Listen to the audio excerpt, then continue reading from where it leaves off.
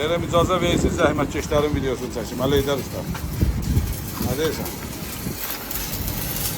Qələndər usta maskadadır, bir dəqiqə işini görsəm. Ay sağ ol, indi görsəmdir. Qələndər usta nə edirsən? Bunlar yaxşı oldu, bunlar istifat edirəm, kəsib təzdən bu istifat edirəm. Ölçülərə görədir. Razmer Dişlərin ölçülərə.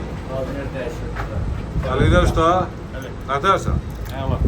Əlasan, həmişə yaxşı olur. Burada məsələ, Yorulmuyorsun. mən aralarını vurmamışım. Bunu bulaşıq kəsib. Burada deyəsən, burada deyəsən diş cızıb ha? Buranın diş cızıb. Deformasiya yoxdur? Yox. Qara bərkir. Adam xarab. Təkərlərdə problem yoxdur. Yox, təkərlər.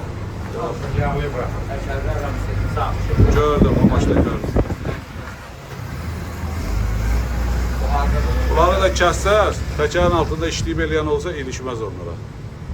Baxmadan, altda işləyəndə biri qolunu qaldırar, eləyər, ilişər.